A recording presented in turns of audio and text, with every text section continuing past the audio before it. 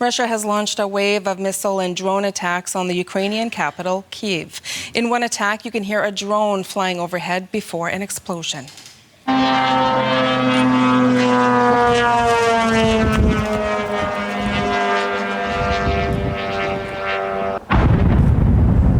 A number of residential high-rise buildings were hit across the city. At least 12 people were killed in the attacks and several others injured. Emergency crews are now combing through the rubble to search for survivors.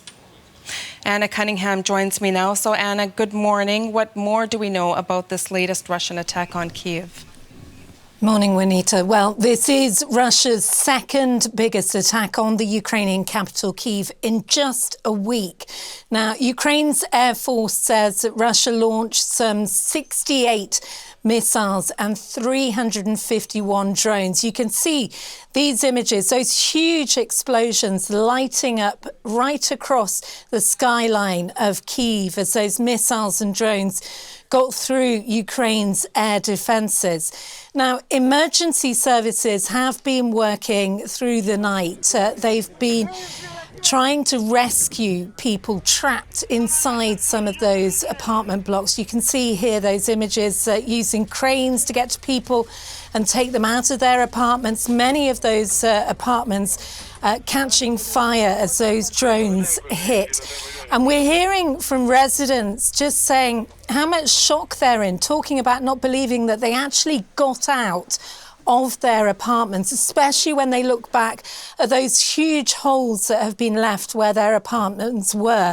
And Juanita, even during those air raids and the rescue, the air raid sirens were still sounding. And I think you can see from these images the damage that has been done. At the moment, it's still a search and rescue operation.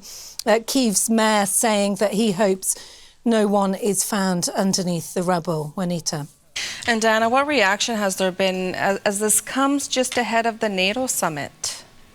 Yeah, and I think it's interesting the responses that we've heard, given that the NATO summit is taking place in Ankara from Tuesday. It's giving us an idea of just what it's going to focus on. Let's show you what the Ukrainian President Volodymyr Zelenskyy has said. He says it is critically important that the world, first and foremost the United States and our European partners, come out of the NATO summit in Ankara with strong decisions in support of our air defence.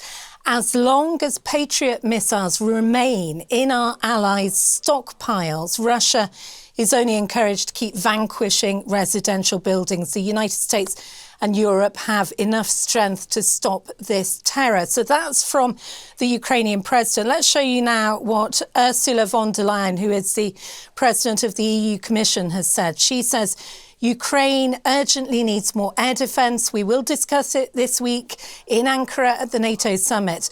Last week, we provided the first 4 billion euros, which is about 6.5 billion Canadian dollars, under our 90 billion loan to strengthen Ukraine's defence with advanced drone technology. And she says more is coming very soon. Now, we know NATO leaders are heading to Ankara and Turkey. We also know the US President Donald Trump spoken with the Russian President Vladimir Putin on Saturday for about 90 minutes. He also spoke with the Ukrainian President Volodymyr Zelenskyy. And we know as well that talks to end this war have faltered. Interestingly, though, the Kremlin spokesperson Dmitry Peskov today denying suggestions that the US president flip-flops on the Ukraine war. Instead, the Kremlin saying the US president has been consistent. I think that's a view that is unlikely to be shared by Kyiv and EU leaders. All right, Anna, thank you for keeping an eye on this developing story for us.